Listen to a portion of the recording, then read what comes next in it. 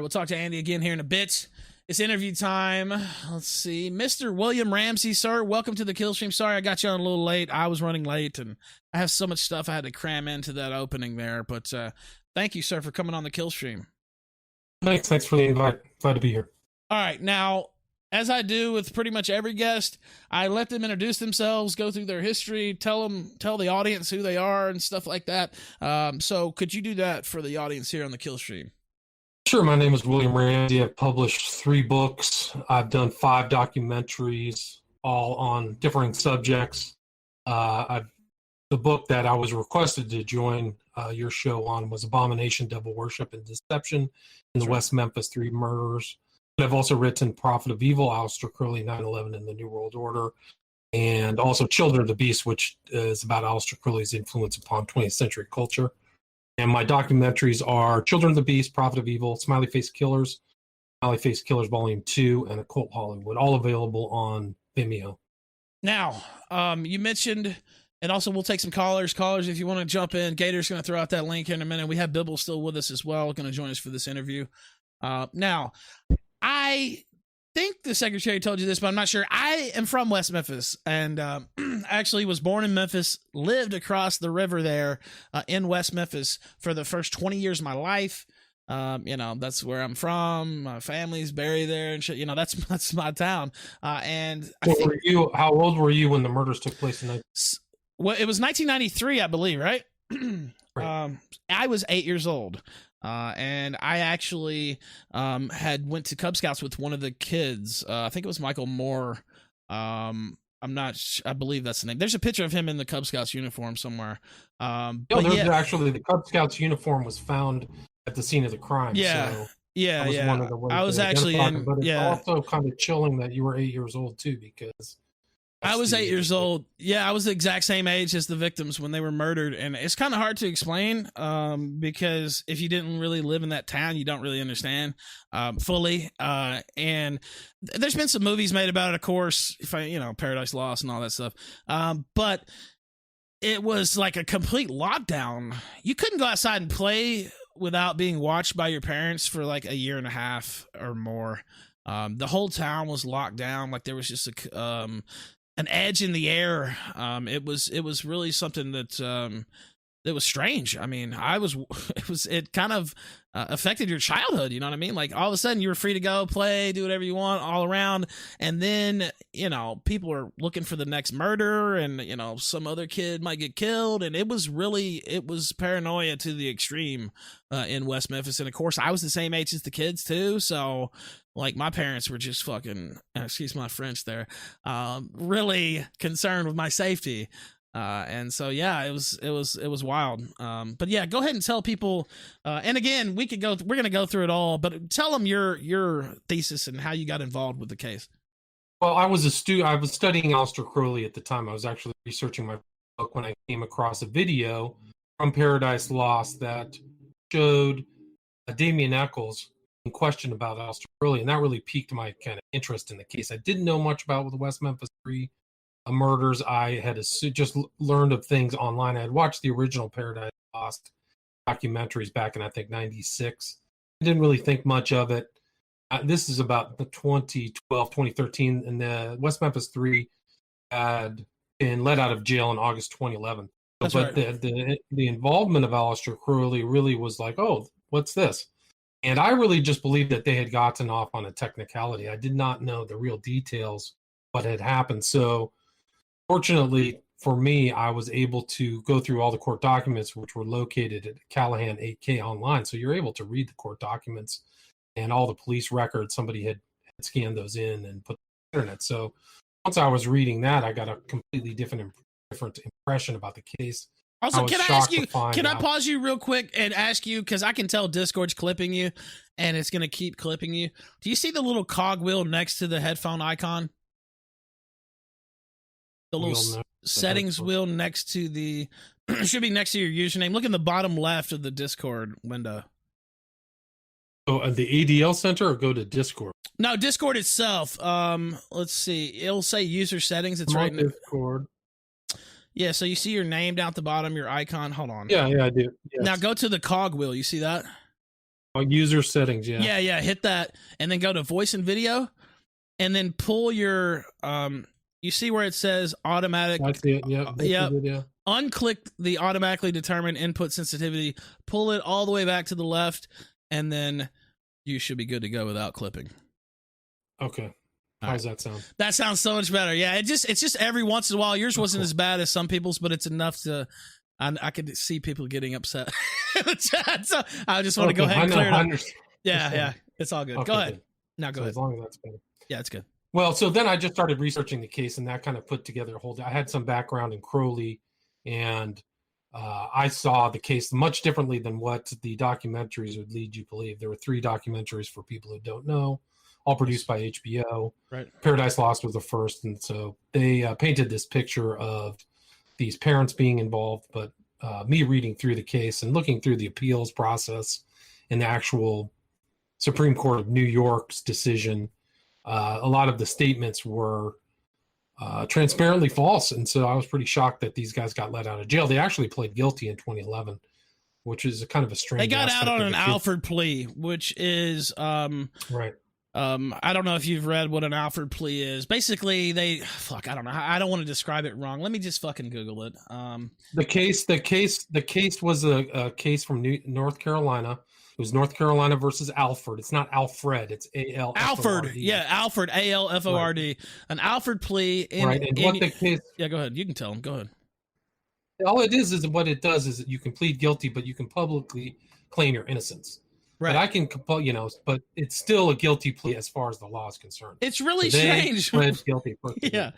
Basically, they pled guilty, but you're still allowed to say, "Wink, wink. I'm not actually guilty. I'm just doing this to get out of jail." And so that's what they did, and they let them out of jail. Damien Echols was on death row, and the other 2 were not on death row.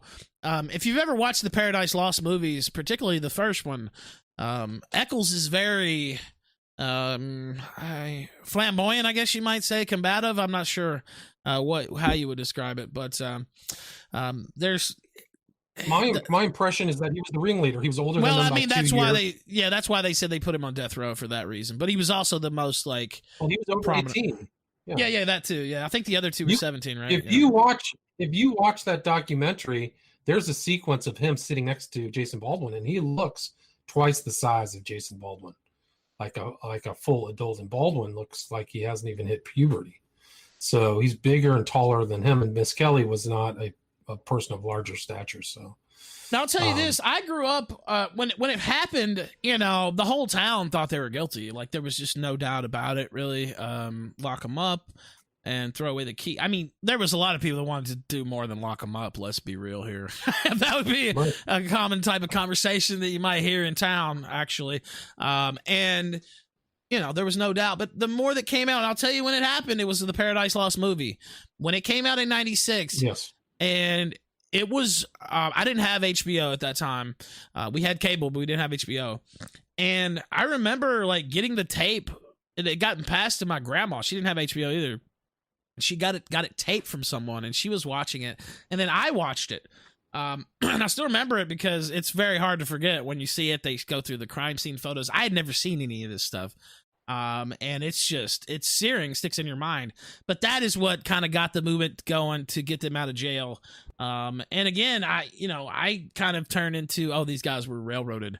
And, the Miss Kelly confession, they interviewed him for I don't even know how many hours and stuff like that. So I just, so you have to kind of watch out for the fictional aspects of the case. Well, tell us, that's what I'm saying. I want to, so now my position is I do think that they were kind of railroaded, but a little bit at least. And I don't think they were railroaded at all. Okay, all right. Well, but I'm still not sure they didn't do it either. So that was my other part of it. But yeah, go ahead and give your thesis. Thing. Do you know that Jesse Miss Kelly confessed after being found guilty multiple times on audio? No, I did not know that actually. Okay, well, that's a very important fact. Because after he was found guilty, they were tried separately. So there were 2 cases. It involved 24 jurors. So Miss Kelly, they tried him first, right? Correct. And then they tried the other 2. There's something to do with the evidence that was being used. You couldn't try all three together, so they bifurcated the court trial.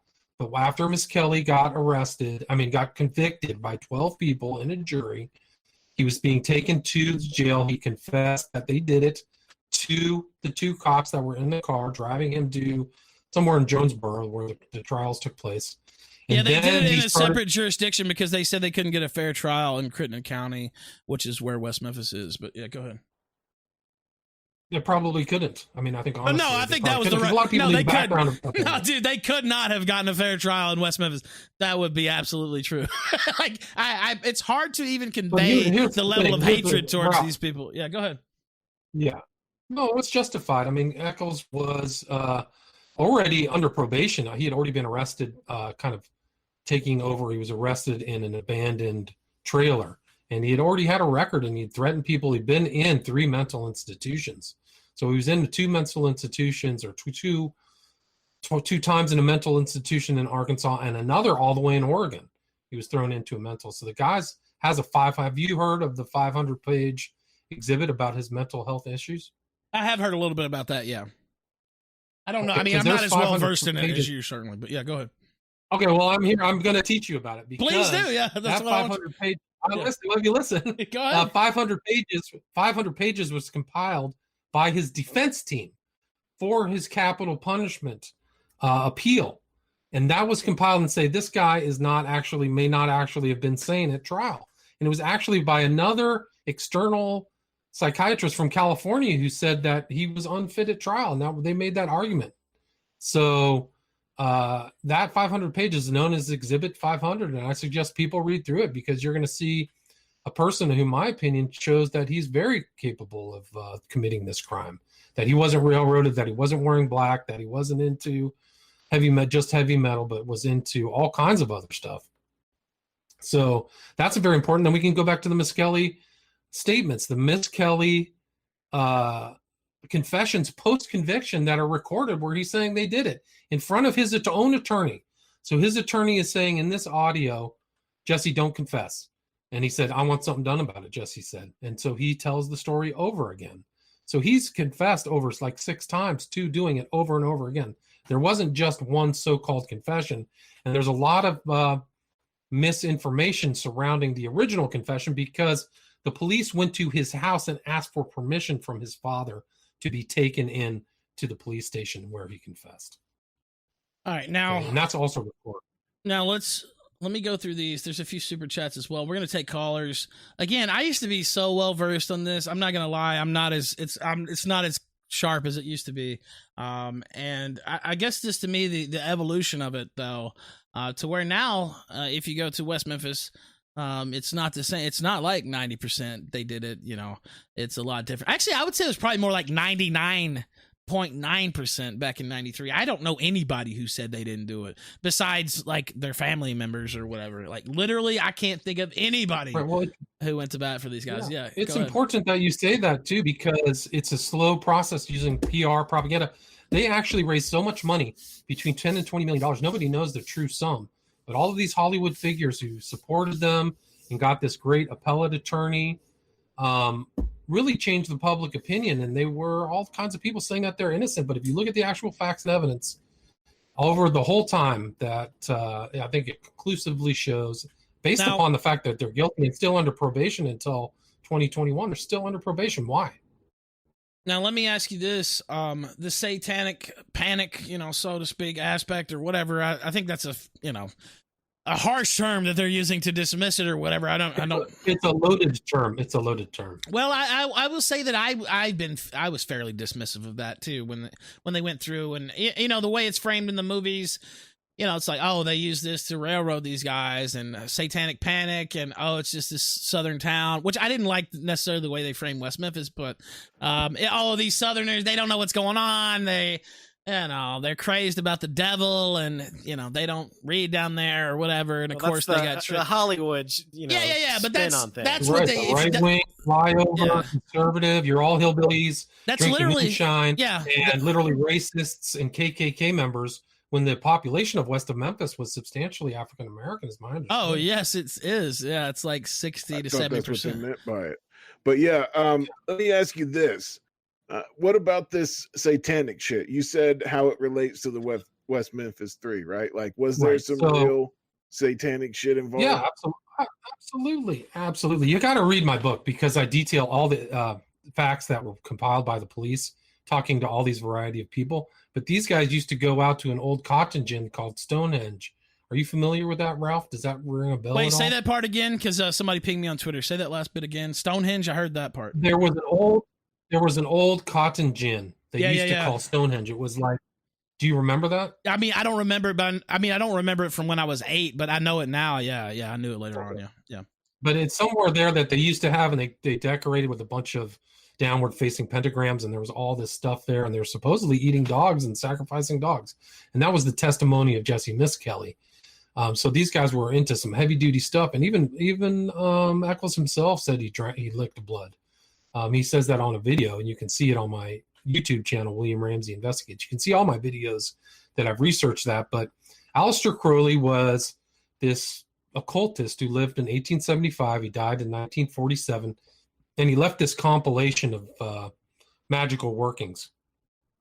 And he became the head of a bunch of secret societies. He actually became the head of something called the Ordo Templi Orientis, which is a German secret society, and became its head in the 1920s until his death in 1947 in Hastings in England. But he also started something in the AA. Well, if you read through some of the information in my book, Damien Eccles, while he was in jail, was a member of the OTO and actually had a library named after him in the OTO chapter in Arkansas. And he recently stated that he was a member of the AA. So he was in 2 of these magical fraternities. The AA is very original and unique in the fact that to be a member, you reach out to another member and he becomes your guide to teach you everything about that system. And that's it. That's the only joining. So it's just an international body that really doesn't meet anywhere other than somebody who is a mentor and somebody who's a master. And so Damien Eccles was part of that. And it gets even deeper. If you look at all the tattoos of Damien Eccles and all of his associations, you're talking about, people like Genesis P. Orge. I don't know if you've heard of his name. He was the head of the Temple of Psychic Youth. But Damien Eccles was in a movie with him called IRL. And they were in a kind of pawn shop, and he was holding a gun. And some people said that was a violation of his probation because he's not supposed to have weapons. But it just goes very deep. And there's a very interesting statement by a guy by the name of Alvis Clem Bly, who was brought into the police. And they said these guys had magical books, that they were in a cult. And the police documents, and in the police documents, show that these police officers were trying to ascertain who was in this group and who was in this cult group. And so there's a lot of very sketchy stuff involved with that. And Damien Eccles had a downward-facing pentagram tattooed on his chest. Like he literally had these brutal, homemade tattoos. And I want to say that one of the reasons that the town was so on edge is because you kind of alluded to that there. The police wanted to know who else was involved as well. And so, if you accept that they did the murders, and so they're like, there's going to be another murder. Like they're going to try to do something else. Like there's still a fucking psychotic devil worshiping cult out there. And we just caught a few of them. Yeah. Right. Well, good point. Because in my opinion, there were others involved at the scene, that it was a setup, and that other people, because the night of the murders, if you look through a lot of these documents, there was somebody he was known as the Bojangles man, who showed up at a restaurant close to the scene of the crime. It was at Bojangles, actually, I believe, as the restaurant. They called him They called him the Bojangles man. He was black. He showed up in the bathroom, and he was covered in blood and excrement. And he stayed in the background. And they called the police, and they hadn't found the bodies of the kids. So the children were found the next day in a drainage ditch out of the place called Robin Hood Hills. So, but the night before, the cops went and said, "What's this weird guy doing with blood in our bathroom?" And there was also a report of a strange person who took a taxi ride for like 400 miles out of West Memphis. Like he just wanted to get out, and the taxi was like, "That was the longest ride I've ever taken." And the guy, there was a lot of strange shit like that, William. That's crazy. That just doesn't, I don't know. I think all kinds of statements. Yeah. Look, there were statements of people. There used to be like an apartment building across the way, and people who were quizzed at the apartment said people were going in and out of this forest. Some people had black cloaks. They thought they heard chanting. There was all kinds of rumors and all kinds of things going on. And Eccles and his two cohorts, Baldwin and Miss Kelly, were seen walking around, like acting like druids. They had these long staves they would walk around with. And they never drove, so they were always walking around to and fro around West Memphis and through different parts. There was a huge trailer park at Lakeshore. They stood at Lakeshore. I know exactly where Lakeshore is, of course. It's right when you go into Marion, right there underneath the overpass. Yeah. That's basically when you're going into Marion. No, go ahead. Sorry, I didn't mean to cut you off. Go ahead. Well, Eccles lied about stuff because he used to live in an apartment right across from the Robin Hood Hills, so he was very well acquainted with that. You could look out of his apartment complex, which no longer exists, and see that area where the kids died. And it's an important tie-in to Crowley because Crowley wrote in Magic and Theory and Practice his probably most seminal or most important and well-referenced work on magic, that he writes about human sacrifice in multiple places, but he said the ideal human sacrifice is a young child around the age of 8. And who dies in these things is a young child 8 who are rich, in my opinion, ritually tied up. Because they were tied. They were. They were tied and drowned. Binding. Yeah. It's very important to understand that they were alive before they were drowned. Now, by the way, I just want to say this. I don't think I fully explained. I just assumed maybe that people knew about the West Memphis Three. The West Memphis Three are the three guys, Damian Eccles, Jesse Miss Kelly, and Baldwin, Stephen Baldwin, I think. Those are the three guys who got convicted for the murder, but those are the West Memphis Three. But they killed, they were alleged to have killed 3 little boys, and they were found bind and tied, and basically they've been drowned. He's about to go through that part, but I just assume people know it was a triple homicide of 3 small children. So they were killed all at once. It wasn't like one after the other. No, they were killed at the same. They were rounded up and killed together. They watched each other die, basically. Yeah. Right in the evening, right, and one died of the most horrific thing, which they showed at the trial, is that his penis and his genitals was degloved. So that was missing, and he bled out. So one died by bleeding out, and the other 2 were drowned. Yeah, and they show that in the HBO movie, and I'll never forget seeing that. Yeah, because they don't really warn you either. It's not something you'll forget. But yeah, go ahead. And one was like stabbed in the face, and it's really the reason I wanted to put that out there is I wasn't sure that some of the audience actually knew what we were saying here. But yeah, anyway, go ahead and finish up your thoughts there. We're going to take some callers too, and I'll read these super chats. Well, you can just go. I mean, my book, I detail it on my YouTube channel, William Ramsey Investigates. I have tons of videos about all different aspects of this case that a lot of people aren't talking about. A lot of people conveniently ignore, and it's a really bad way to look at the case by just looking at those biased documentaries on HBO that were not I don't think that they had any integrity to trying to tell the factual approach of looking at what happened, what led up to May 5th, 1993, and then the arrest on June 3rd, 1993 of all 3, and really the trials and what was at trial and what was said at trial. The fact that it was appealed, there was this appellate process, that it went to the Supreme Court of Arkansas, and they affirmed the lower court. So these guys got due process. So all of these kind of rumors and innuendos that it was a kangaroo court full of like boss hog, moonshine swilling racists. It's not fair. It's really not fair. That's how they portrayed it. I'm not gonna lie. Now, again, I'm not the one to take up the other side. There are people who very staunchly would disagree with you. And again, I don't know. I'm just having a chat about most people disagree with me. Yeah, exactly. I'm not necessarily saying you're right or wrong. I'm just saying I don't for sure. I'll tell you my evolution was when I was a kid, of course. Round them, take them away. These people are sick. I was scared, honestly. I mean, it was a scary situation, really. And it was all everybody talked about for like a year straight. So yeah, that part. And then as I got older, I was like, all right, these guys are fucked over. Basically, it took me a while to get there. That's where I got to. And then I remember I didn't really think it until right around the time, maybe like right when they were getting out. And I was thinking, who else did? I don't know. This doesn't really make any sense. Why haven't they caught another? Yeah. Why haven't they caught another suspect? Yeah. Why haven't they caught another suspect? Why isn't I haven't really seen anything else like this happen either in the area? Or did they just one off something like that? That's not usually how it goes. I don't know. There was just it. And again, I'm not saying they did it either. But I started to say, well, maybe I kind of rushed into the whole they didn't do it 100% thing, trying to be cool or whatever. And now I'm kind of like undecided, honestly, and maybe that's a pussy way to be, but now, yeah. Can I ask this?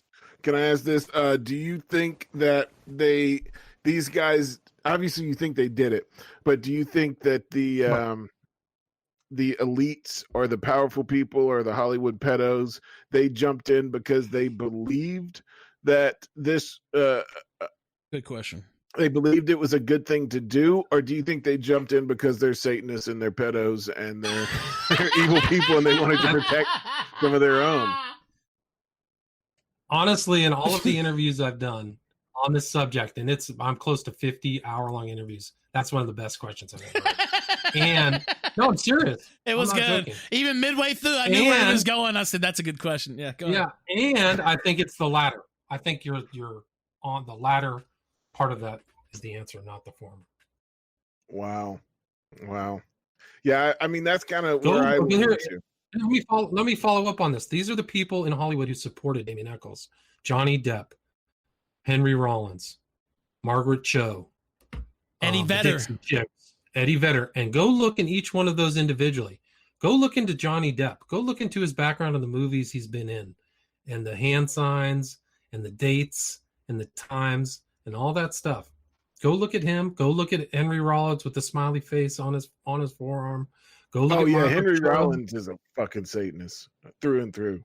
Go look at all these people. Go look at them all. And you probably will have a tough time sleeping if you actually can put the true pieces of the puzzle together. Not the fiction, not the PR, not the Hollywood spin. Santeria said, excellent episode tonight. Thank you. That's very kind. I know we don't really talk about true crime stuff. Somebody said this. Somebody said this was because it's me that's hosting the show and I'm from West Memphis. Yeah, that is the reason. But still, that's okay. All right, now let's keep going. Cooper says, oh, wait, I read that already. Hold on. Let me see where I'm at. D-Live, so kind to skip around and leave me where I wasn't before. I really appreciate that. Hoboken Slav says James Alsop should shut his lying mouth. What he said. I missed that earlier, so shout out to Hoboken Slav. D-Live's acting up on the actual dashboard, so I had to pop out the chat. Oh, long story. I won't bore you with it. Nurax says, I read that. Hold on, let's keep going. The little tool I'm using seems to be working just fine. No, god damn it. Link it again. Fuck. It never works right for me, or it'll work right and then it just breaks out of nowhere. But it's more stable than this. Okay, sorry. I'll calm down. Let's see. Helpful friend. I read that. Pensive Cowboy says, Ralph, don't say it even though it would be cool. N. Super Sasha X says, Thonga is a coward. Bibble, stop with the statues. No. Max Hall says, how's Vimeo on free speech? What would you say to that, Mr. Ramsey? They've been the best that I've experienced, considering all the stuff I've gone through on YouTube and Facebook and all these other places. I mean, my web channel on YouTube, I barely even put stuff up there anymore because they just got rid of all of the links. All of the links that people had to my videos all got stripped, and then they just stopped counting. It's incredible. They just put me into some kind of weird kind of netherworld jail cell. Yeah. You're preaching to the choir here. Obviously, we're not broadcasting. We're emanating from DLive.tv/The Ralph Retort. Now, there is a guy who mirrors our stuff, and he does other stuff on his own over on Killstream Uncut, but we're not allowed to have our own ownership of a YouTube channel, and it's sad because, of course, that's where we wanted to be, but they didn't want us. They threw us out in the streets cold without even a meal or a bus ticket. They just You're not alone, man. Yeah, it's sad. And the worst, I mean, it's almost better. Yeah, it's almost better to be formally exiled from YouTube as opposed to not knowing that they're throttling you down to the lowest level. I think because so. For me, it took a while to figure it out. I can tell you this. That they're totally subjective and biased because unknown to the higher ups there, I have two channels where I post the same stuff. And one channel it gets blocked or demonetized, and the other it doesn't. It's really strange. That's another thing. There's no real rhyme or reason to it. Like they'll hit you for one thing one day, and then they don't hit it for you the next, and then this is cool, but now that's not cool. It's just really weird, and it's playing with people's lives. And I saw somebody today. I didn't even know the creator. I didn't know the guy, but he said I just got demonetized. He was some like Christian comedian or whatever. I forgot his name. I'm not trying to down him or anything. I just didn't know him. And he said, I just got demonetized on YouTube. This is my main source of income. And they just demonetized me. No rhyme, no reason, no way to gain it back. I think somebody asked Joe Rogan this or asked Jack Dorsey this on Joe Rogan. Of course, Jack Dorsey never fucking followed up on it. But they said, okay, so somebody who's kicked off these platforms, or they're demonetized and, they're out in the gulag or whatever, you fucked up their life. Why is there no way to climb back out of that hellhole either? Like, you're throwing people out, and I don't know, man. This is just fucked up. And there's no way back either. My advice to anybody is it's a terrible place to be, YouTube. Unless you do like videos or, ridiculous. If you're doing gaming stuff, like just straight gaming stuff, you'll probably be good. Yeah. If you're doing like just sugary mainstream stuff, you'll probably be good. If you're a left winger, just pushing out propaganda, you'll probably be good. Other than that, you're playing with your livelihood, and I know YouTube's got a huge base. It's like the number 2 website in the world, and app. Everybody has YouTube and stuff. But for people like us, I think it actually was good that we got kicked off like that, because it got us focused more on other. I don't even swear on any of my things. They're just fact based, and I have interviews and nothing, man. No monetization. I mean, you seem like a pretty straight dude, right? Like you're not. I don't expect you to be dropping a bunch of F-bombs, or whatever. I mean, we do here because that's what we do. But yeah. But I mean, I'm interviewing like current authors and things like that. It's basically almost academic in a lot of ways, but nope, they will not. They do not think it's good for advertisers. Oh, they wanted me to show this off. This was actually somebody bought me a tittygram. Speaking of off-color content, tittygram. Now I didn't pay for this. Somebody else did, because I was saying that they had bought Rand one or something, bought somebody else one, and then I was like, why don't I have a tittygram? And so they bought me one. Now her tits are really nice. They did point out she does have some veiny hands, I have to say. But she might just be one of those chicks who works out like a lot or whatever, or she might be old. I don't know, but her tits look really nice either way. So, which was the point of the tittygram, right? It wasn't handgram. So there they are. Can't abort the retort. There they go. And let's see. Let me read the rest of these, and we'll take in some callers. We got taken off track by titties. It's happened to the best of us, ladies and gentlemen. It can definitely sidetrack you. Greg Anderson TKF says show it off, and it was that. He was super chatted for me to do that, actually. Johnny J says, what? William Ramsey on the Killstream? Unreal. I love this guy's work on the West Memphis 3, and then he says guilty. Well, I'm from West Memphis. That's why I brought him on. Somebody actually suggested for you to come on, sir. We had an open, I just said, hey, if you want somebody to come on, just super chat, whatever. Hit me on Twitter, hit the secretary, Killstream Sec over on Twitter. And you were suggested, and so we hit you up. And then, I'd seen that you'd done some work about the West Memphis 3. And of course, I wanted to talk about that. All right, let's see. Faith says, Ralph was the real murderer all along. That is not true. Although if I had done that as an 8-year-old, that would be pretty impressive, just from a technical, like just the logistical standpoint. That would be really impressive. Now the actual heinous murders and stuff like that wouldn't be impressive. But Johnny J says, and his work on Smiley Face Killer and Crowley, awesome guest, watch his movies. Now let me ask you about the Smiley Face Killer, because I don't even know what the fuck that is. Well, it's got that kind of name by 2 guys who investigated the disappearance and water deaths of young college-age men.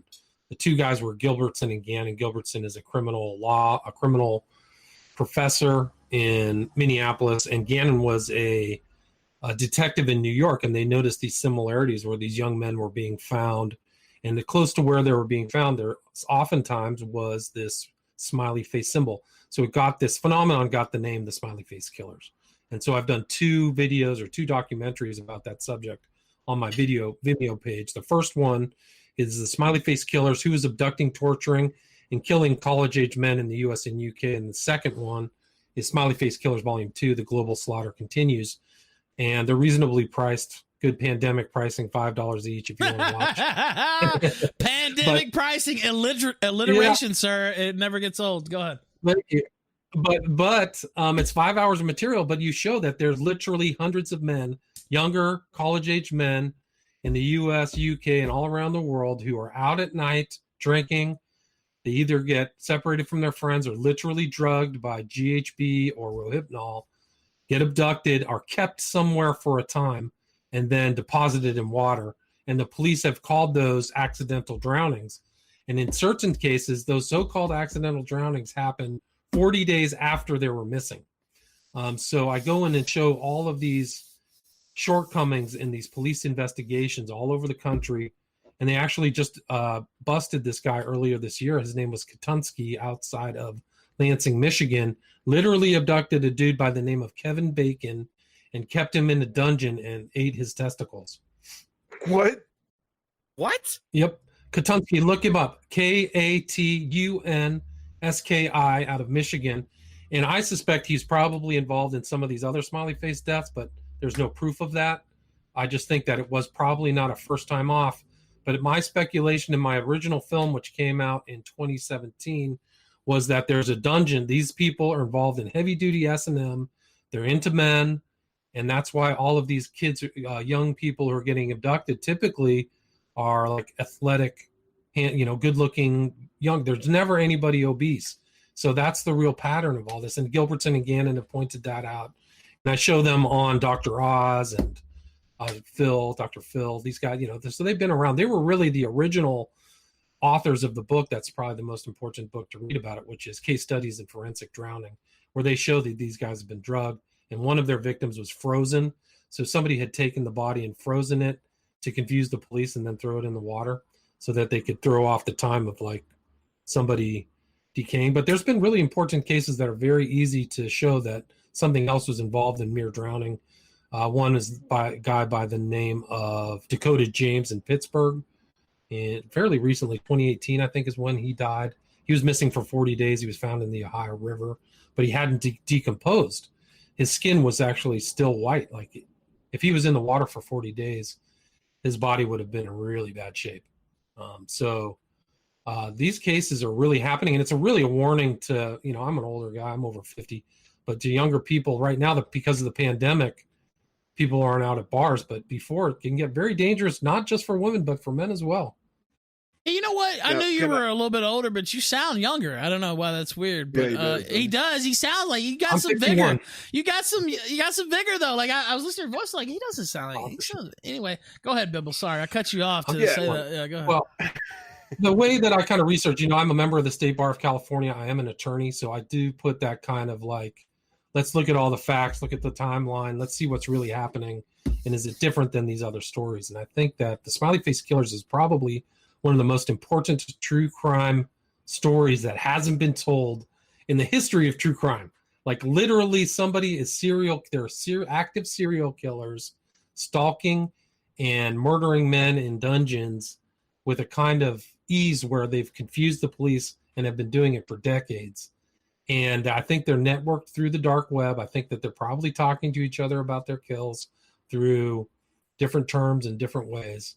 And the police have not been able to keep him. And Katunsky, this guy who was busted in 2020, was actually the first one. And it's pretty fascinating. And I have to give credit to the police in Michigan because they were really smart. I even remember the police chief's name was Kaiser, because when they went to his house, they looked around and they somehow knew that there was a secret room in the basement.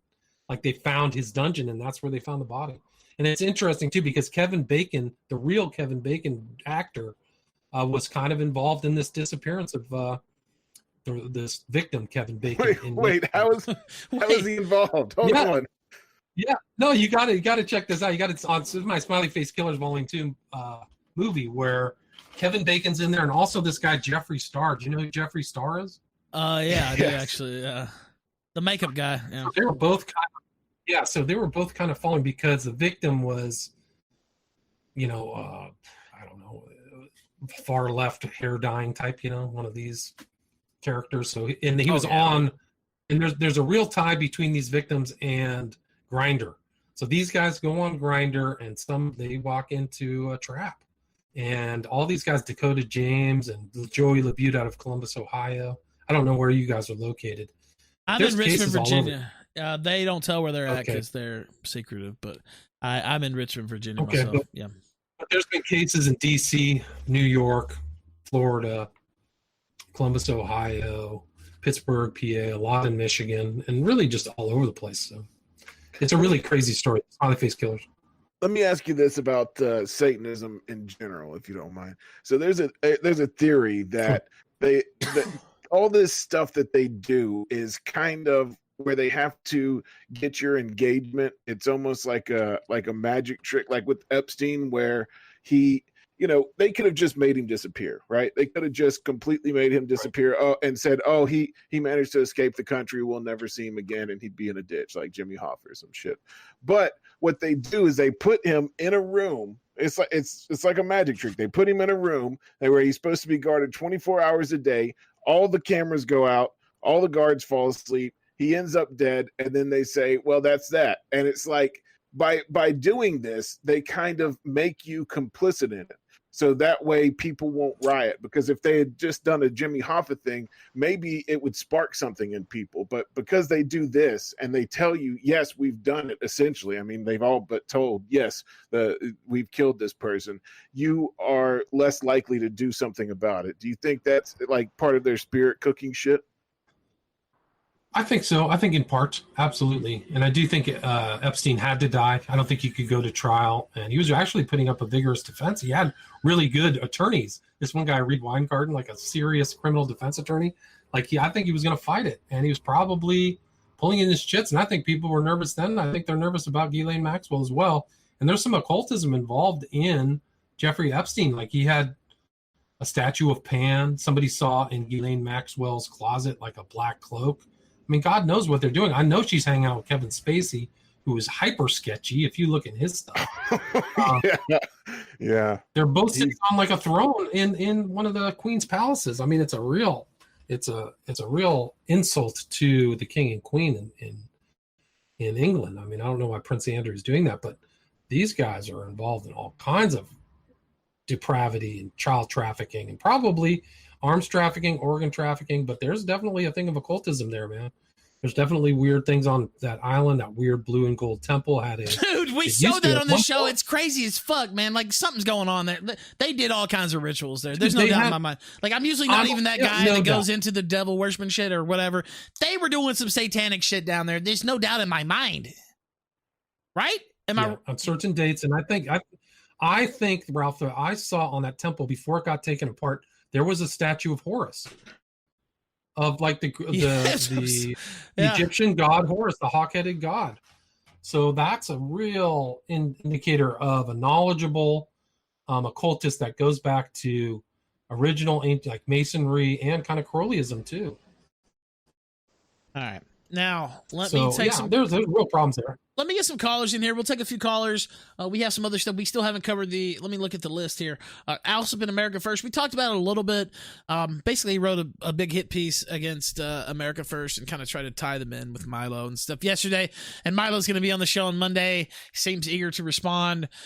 So we'll have that for you. And we'll talk about the article and some other things. We'll take calls on that if people want to talk about that too. We have a lot of news, and I have stories that have been piling up since Monday, Bibble, and they keep piling up, and they just keep getting rotated over to the next day.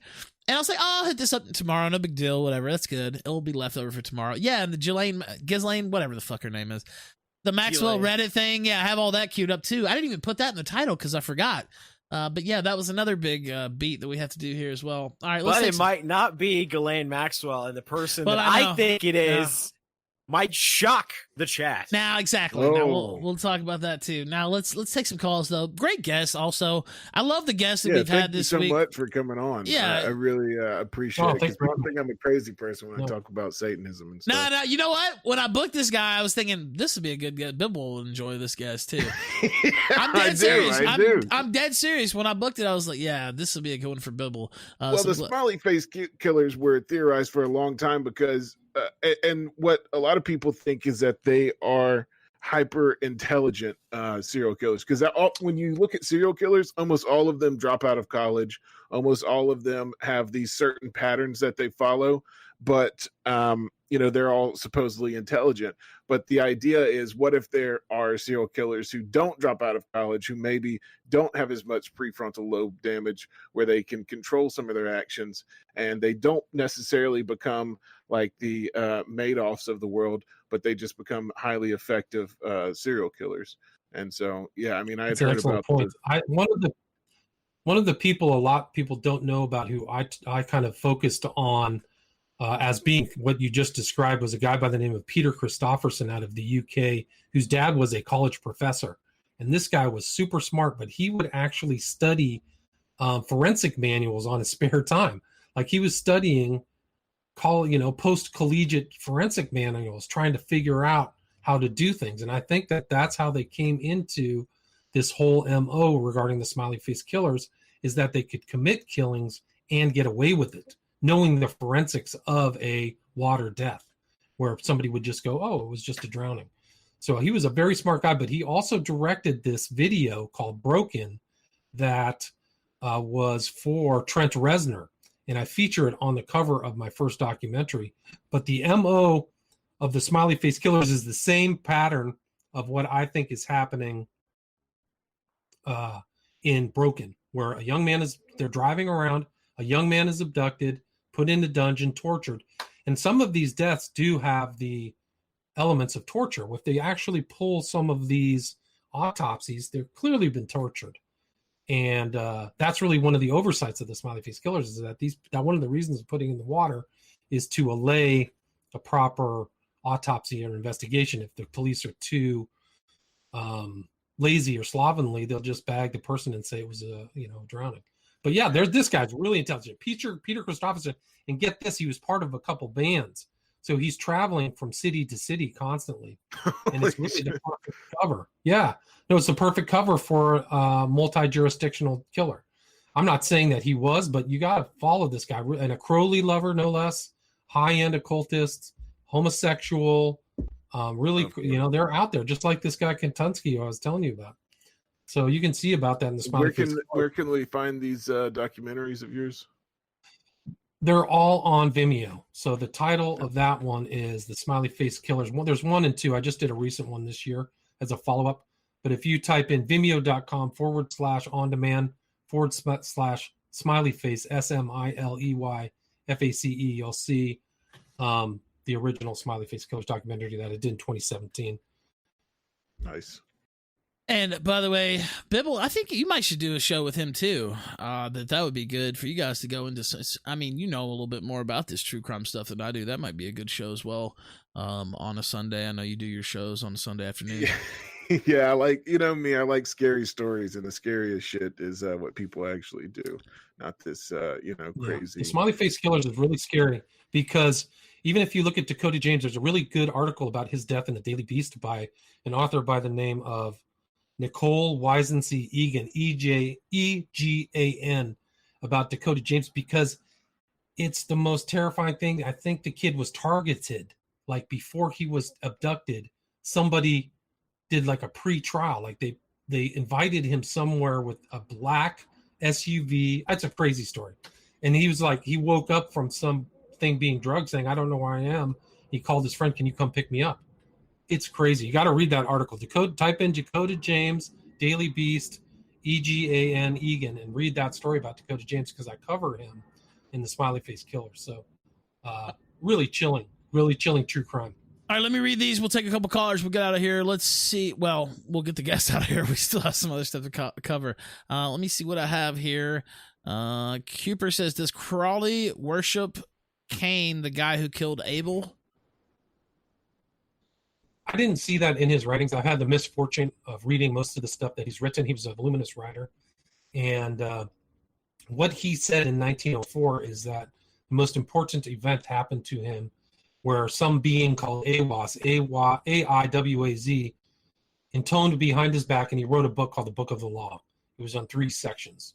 And one of the gods that supposedly talked to him was Horus, right? So we talked about Horus earlier.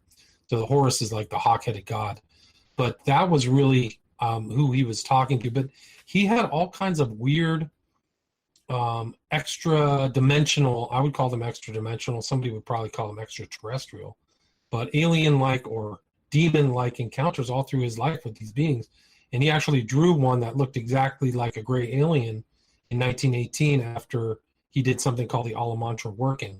And he used to actually draw these things when he would go out in the astral plane and come back and write them down. It was really crazy, man. He was really a sorcerer, magician. I mean, and that a lot of these people, because he never really worked and had an inheritance, he was able to really focus on occultism his whole life and compile stuff.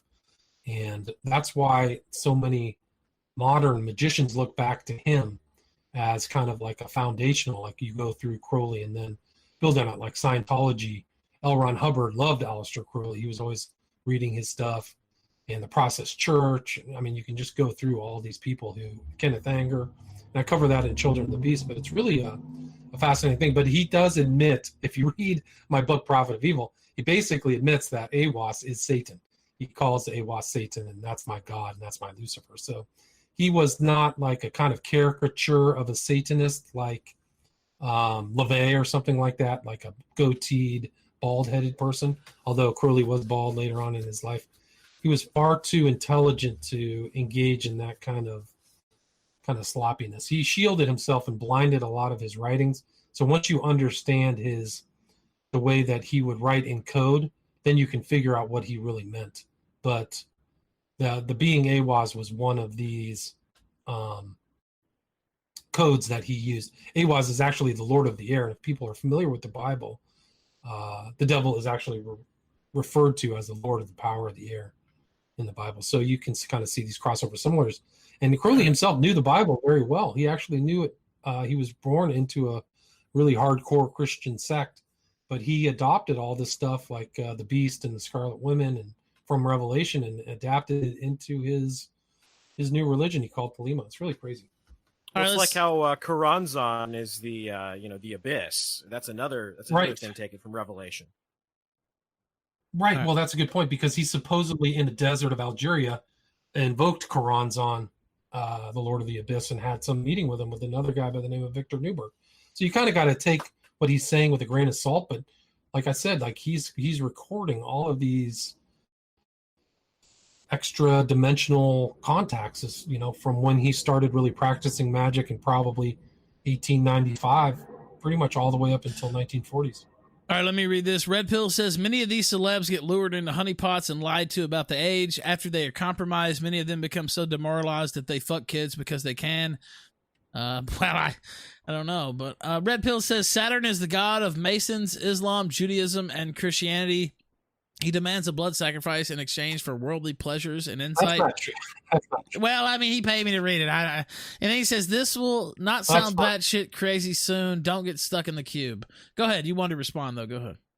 Well, it's fine. I know what he's referring to the cube of Saturn, but to say that the god of Christianity is Saturn is there's no reference point of that anywhere in the New Testament. I know that, Saturn is kind of like a representation of Satan, I guess. But I don't. Maybe at some elements of these fake Christian religions, like I don't know, some of these other things. But I think that the way it's written in the New Testament, there's no reference to Saturn at all. Yeah, I don't know. I don't know where that's coming from. But again, maybe he has some knowledge I'm not aware of, and he gave me $3, so I like that. I like that. He gave me $3, but so obviously he's very close. I don't know where he is on the spectrum or of knowledge and ideology, but he's so close to the truth. He's so close. $3 to the Ralph retort. I think that you're on the right path, sir. Life. Life in Hell says, great guess, Ralph. Could you ask William if he's ever read The Manson File by Nicholas Schreck or has looked into the Manson case? I have. I'm aware of that, and I have looked into Manson. And really, one of my more, I think, an important aspect of the Manson family that's overlooked or not understood is the connection between Bobby Bouzoulet, Kenneth Anger, and Charles Manson. So Bobby Bouzoulet was arrested for the murder of Gary Inman, but Bobby Bouzoulet was the representation of Lucifer in Kenneth Anger's which one was it? Was Lucifer Rising? I think he was supposed to be in it, but then he got arrested. But he was in Invocation of My Demon Brother, and you can see the video of that. And Kenneth Anger flat out said he's a warlock, and he's also a Crowley follower, and was friends with all of these people who were associated with Jack Parsons and knew a lot of Crowley's followers. He was actually inducted by a guy by the name of Gerald York, who was a right-hand man of Crowley for a couple of years at least. So Manson himself was actually a clear in Scientology. So if you accept the statement of Hubbard's son that Hubbard himself was using black magic to create Scientology, you can say that in part Manson knew a lot about Scientology and also was associated with the process, which is an offshoot of Scientology, which is why some of the strange terms like the family, Manson family, and some of these other where you're God and Satan are exactly the same statements that these process heads, state that man is Christ, Satan, God, all in one person. And so Manson, if you've ever seen the picture of Manson making this hands, like he knew hand gestures. He talked about Abraxas, this primeval god. Like Manson knew a lot. He was actually, kind of like a knowledgeable jailhouse kind of person where he learned, he was an autodidact in a lot of ways, but he seemed to have adapted a lot of these mind control techniques from Scientology. I had never heard that in my life. I actually, the Manson stuff's fascinating to me. I didn't know that at all. Bro, What? There was a statement in Bugliosi's Helter Skelter. There's a statement that two members of the process came to talk to him in jail, and that no shit. I never read Helter Skelter, but I think they made a movie out of it or something based on it. I saw that when I was a kid because my parents, they watched old movies and stuff, so it's I saw that. Best-selling true crime. Of all time. Best-selling true crime book of all time. Yep. Yeah. But now go ahead, finish your story about the clear. Tell them about the clear because I cut you off. And by the way, there's a delay between us, so people thought that I'm like constantly speaking over you, but there is like a slight second and a half delay, I think, that's causing that. But anyway, go ahead. So Hubbard kind of adapted this old secret society system where you advance through the grades, right? But what Hubbard did is made people pay for it, right? So you're paying. That's why Scientology got so rich. That's why I was smart. Well, he actually famously said, if you want to get rich, start your own religion. So he started his own religion. He basically flat out stated that. But what according to what Bugliosi's writing, that means Manson went to the very top and could not learn anything more from Scientology. So he had absorbed all of that information. So he knew all this stuff that Scientology teaches about getting what you want. I mean, it's supposedly black magic, over a period of time. Hubbard was right there with Parsons. They both did the Babylon working, right? I don't know if you've heard of that, but that was back in the desert and Mojave in 1947. And 1 year later, Hubbard starts Dianetics, 1948. Scientology starts 1950. And Hubbard believed he was the one who came after, mentioned in Crowley's Book of the Law. So he was following up on the work of Crowley after Crowley died in 1947. And it's an incredible timeline.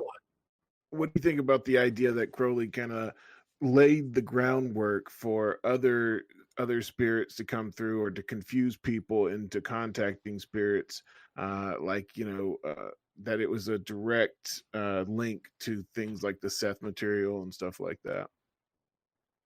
I don't fully know. I don't know that connection. I do know that one of the process guys was literally in contact with other entities. His name was Timothy Wilding, and he said that he knew Crowley. But I know that followers of Crowley knew how to I've learned about magic. They're definitely trying to contact entities. No joke. They are literally trying to contact extra dimensional entities like Crowley was. So as far as what's happening today, and there's weird correlations between like the alien mythos or the alien stories of extraterrestrials and the Crowley extra dimensionals. There's some overlaps and similarities. If you look at like that one book, Communion, whose author I can't remember, it's the same kind of demon kind of shape that Crowley drew, this gray alien. Well, so it's like Oh, sorry. I was going to say, it's like the confluence of events of the Skinwalker Ranch. Right. Well, it's interesting too because there's this event that takes place out in the desert. It's kind of like a meeting in the desert of all these alien or UFO phenomenons. And if you look at the guest list, there's all kinds of flat out stone cold occultists. These people who know, like Peter Levenda. Like, so what is Peter Levenda doing with all these other UFO aficionados? And it's kind of one of the things that I've learned is like, what are these people's backgrounds? Because Peter Levenda is, I mean, it's pretty much been confirmed that he was Simon, the writer of the Necronomicon. That's his nom de plume. That's his pseudonym. All right, let me read through these. We're going to take a couple callers. Honestly, we could probably do like a 3 or 4 hour stream with you just talking about all these cases and stuff. Now, some of the cases you talked about, not the West Memphis 3, obviously I'm familiar with that, very familiar. Some of the other ones, Smiley Face, I don't know a lot about, but I used to watch, before they called it true crime, it was just, Cold Case and all this shit on TV and stuff, and 2020 and all these programs. There was one on CBS too, not 60 Minutes, but the other one I can't remember. God damn it, the one they showed during the week. I can't remember the name of it now.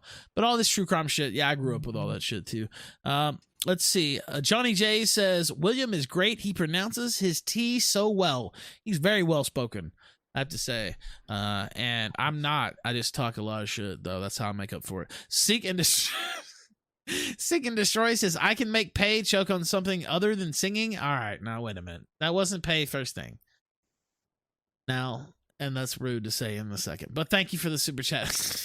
Godzilla37 says, should have probably started with the stories back.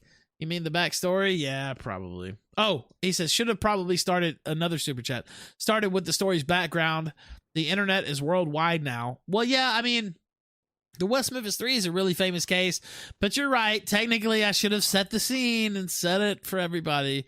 But I kind of figured after it got going that if you really wanted to know, you would just pause it and fucking Google the case. But whatever. I finally did. We did do a reset during the middle and gave the details. The reason I did the reset, though, is because I wasn't fully... I wasn't confident that people realized just how grisly... This was one of the most grisly things you could imagine. 3 little boys abducted and taken away and carried away, and not even carried that far away though. Like they were still close to their homes with, right there in West Memphis, and they were murdered and they had to watch each other die. It's one of the most disgusting, heinous crimes you could ever think about in your life. Let's see. Never Forgetting Nassim says, don't care. Yeah, I've been seeing you post salty shit all night. I don't care about you posting in chat anymore either. So that'll be my answer to that. The Jolly Jihadi says, did I miss the Alsop story? No, you didn't, actually. What's coming up next? Fungarumples just resubbed for a month and is now on a 1-month sub streak. Pensive Cowboy says, sorry, Ralph, your tittygram came with a sausage. Keeper says, transagram, dope. Thank you. Flash says, now wait a minute. And then Flash says, not his fucking nuts, dude. Yeah, they did that. Yeah, it was, or whoever did that. I think it was multiple people, no matter what, whether you think it was, I don't think one person could have done that, really. Is that, you know what, that's a fair question. Just real quick, do you think one person could have actually done that? No, because there were 3 boys, so how are you going to corral? I don't know. You would have to be really crafty. I mean, I guess it's possible, but it would be really hard to do. When they're talking about eating the nuts, I thought they meant the Smiley Face Killers one. No, the rumor is that Jason.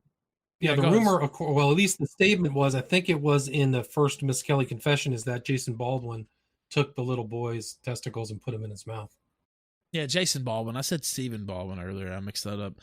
Yeah, that is the allegation, and that's what was being. Man, I was a little kid, and that's what was being talked about in town. That they cut the kids' balls off basically and ate them. Yeah. If you read through the police files and the statements made, they weren't in court, but the statements of people who live there, there was a statement that both Eccles and Baldwin were raping a 10-year-old boy, that they were both doing that at around the time. They were never prosecuted for it. Eccles would get in bushes and take pictures of young girls. They had a black briefcase that they kept pictures of people in and drugs. I mean, and take cameras. I mean, there was all kinds of malfeasance. Yeah, and again, that's the reason I brought it up, because I wasn't really sure people understood just how heinous this was. And it was, I don't know. We could do, and we probably will have you back, actually. Not necessarily to talk about that. Talk about other stuff. Maybe a follow up on the West Memphis 3. It really was crazy. Maybe I should do something on it myself too. Just living through that. It's something. It's like a period. It's like an epoch in my life, basically.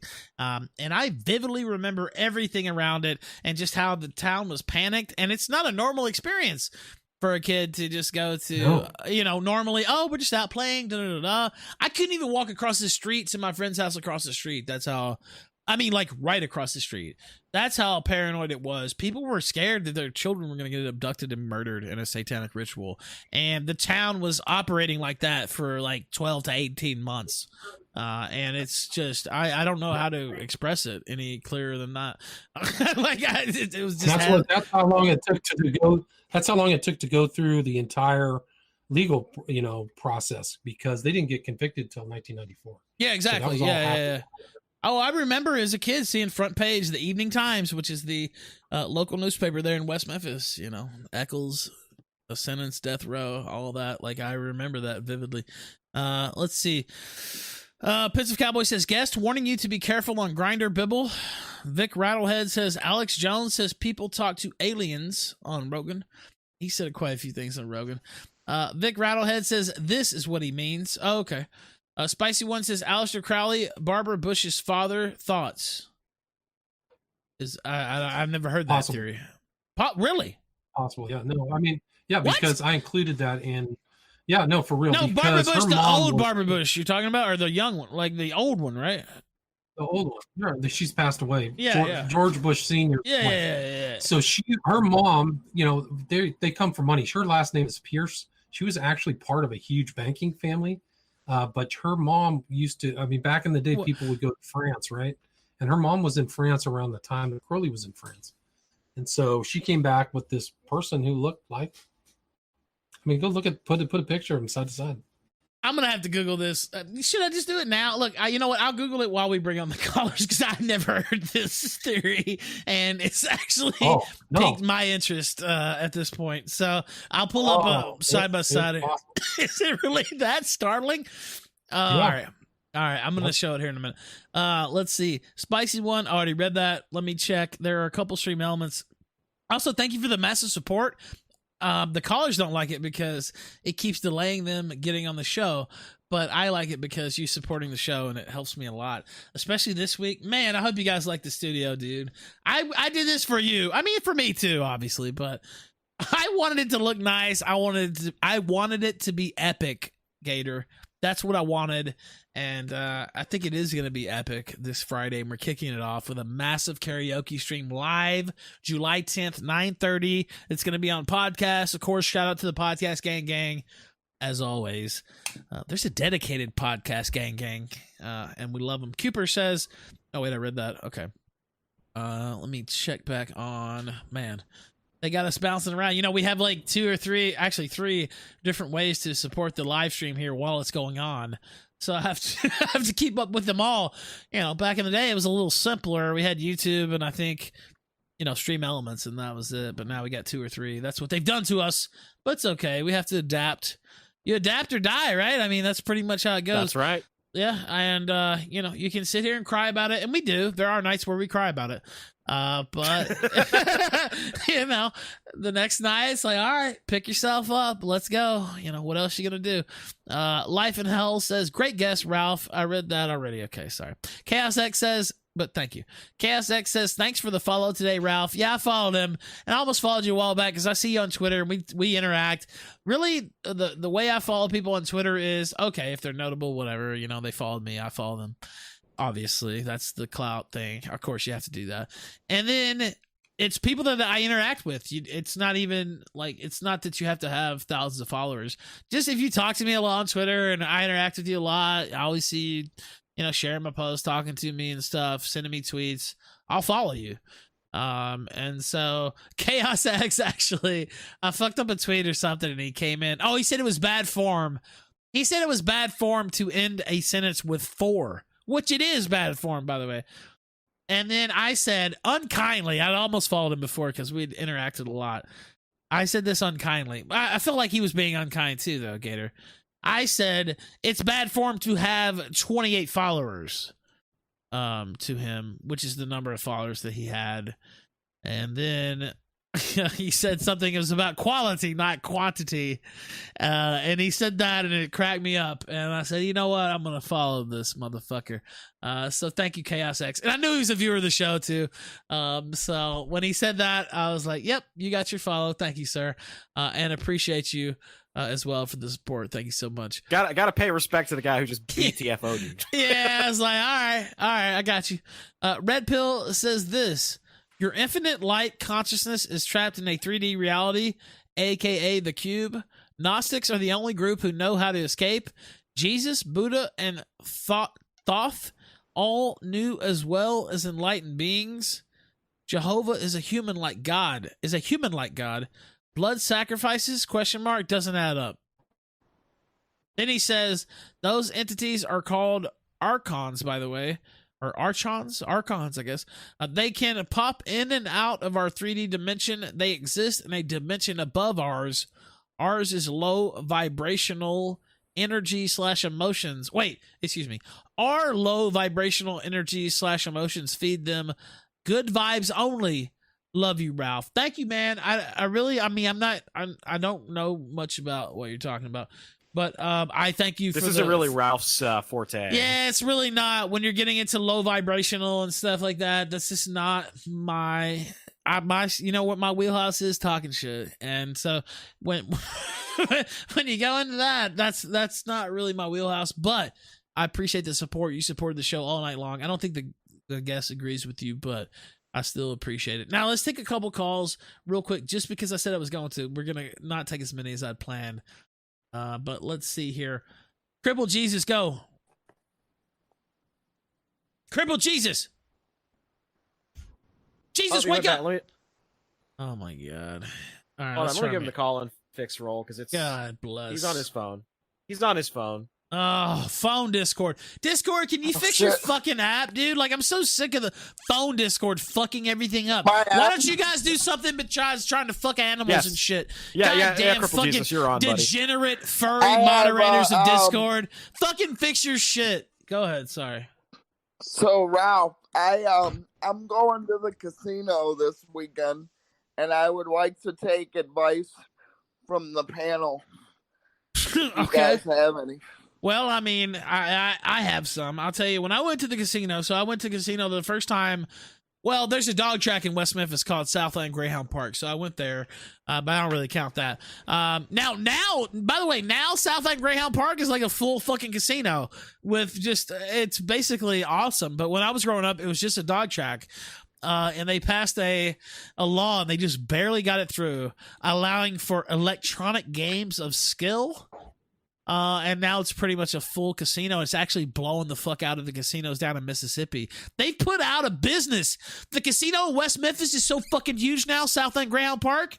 By the way, they're going to change the name to just Southland now. I think they might actually get rid of the dog racing.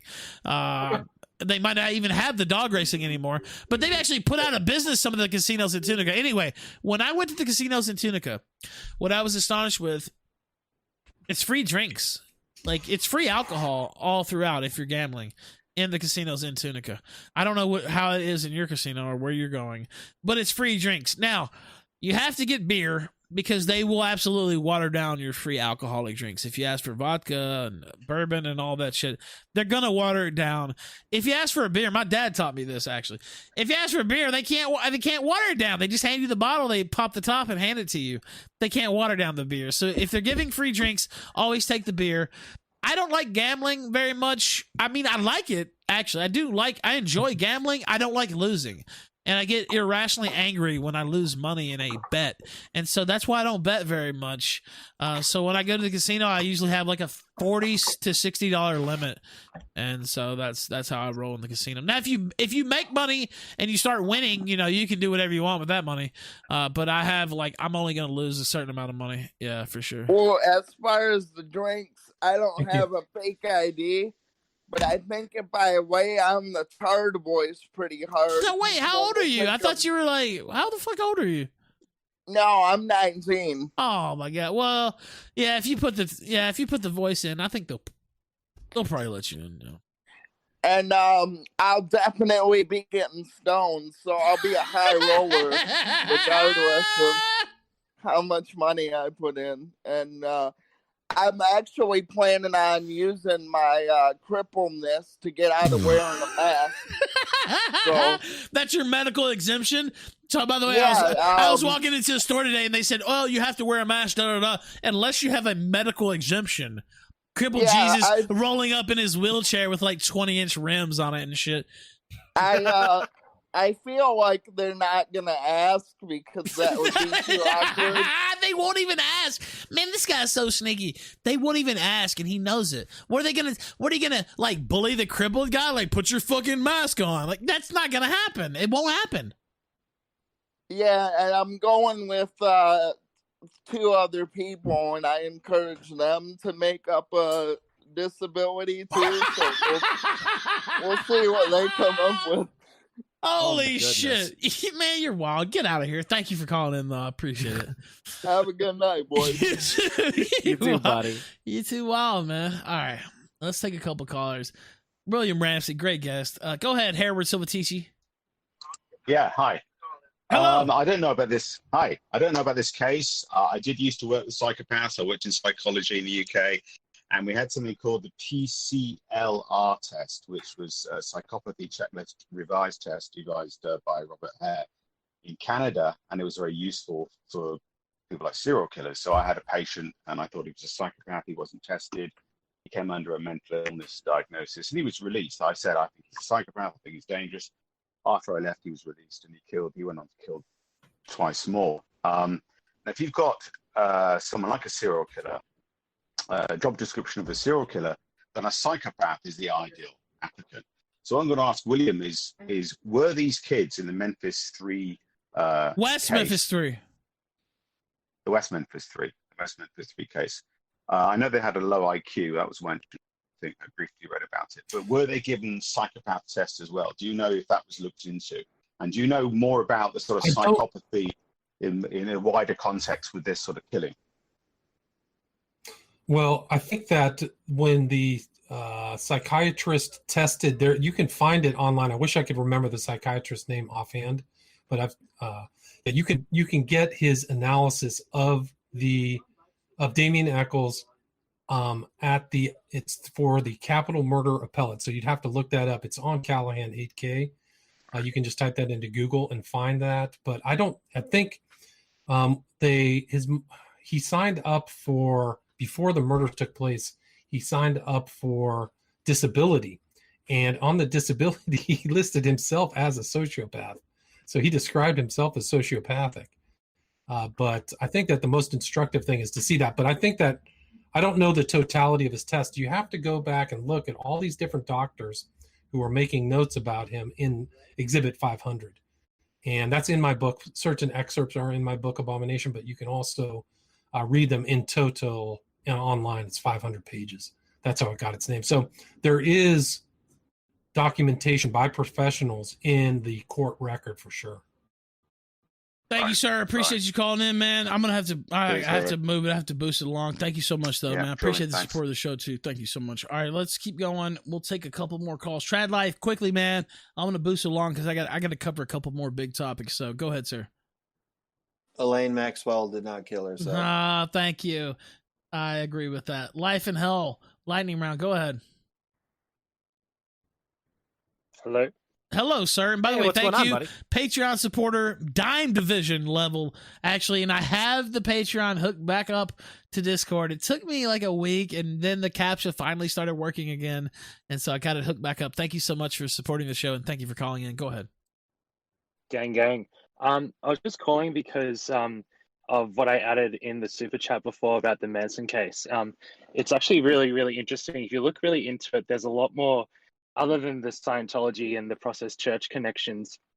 There are other connections like with the Beach Boys, and I think I said this before in another super chat, but there's like this weird, apparently Mama Cass from the Mamas and the Papas bought drugs from that house that Sharon Tate was murdered in, and she apparently went back there in the morning after the murders to buy drugs, found the bodies, panicked, left, and Steve McQueen actually organized to get the drugs out of the house before the police arrived, so that when the police arrived, there'll be no connections to the house having been had a drug dealing den being in it. So that's all I wanted to say. It was just a kind of interesting little tidbit. Wasn't Frykowski a known drug dealer? Frykowski and Sebring, I believe.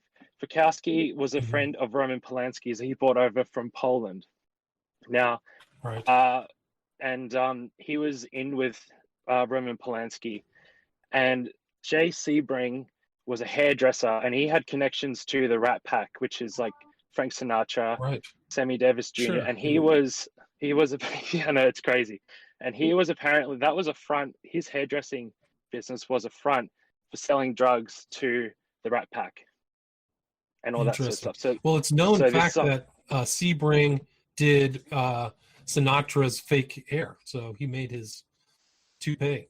So that was one of the things Sebring did. He didn't just cut hair; he made wigs for people back before cosmetic surgery.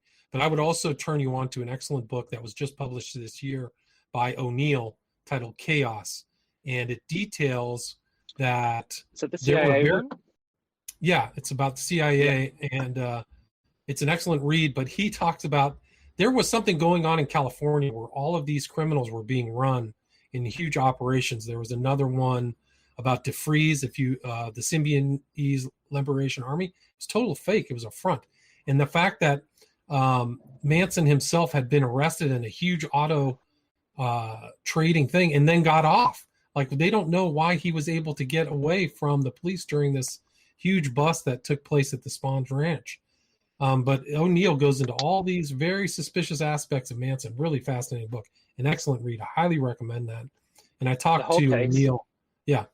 Sorry. I was going to say the whole case is just super interesting, and you find these little connections, and you find out about Dennis Wilson and his connection to Tex Watson, and you know, they had something going on there, and it's just crazy. It's a whole rabbit hole. They had something called, they had basically a Hollywood Hellfire Club, and they called themselves the Golden Penetrators, and they were involved. Wait.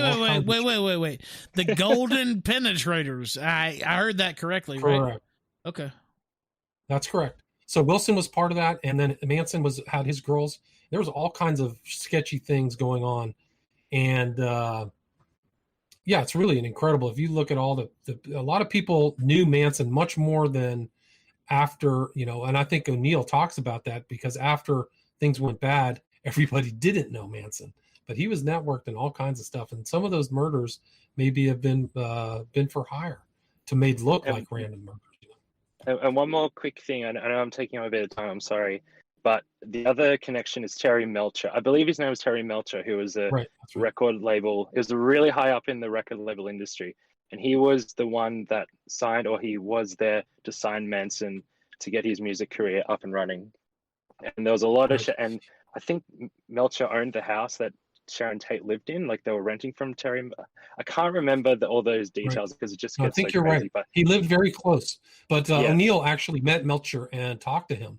So he has like face-to-face things going on with Melcher in Santa Clara. But he was the son of Doris Day, you know, one of the Hollywood luminaries. So there's all kinds of.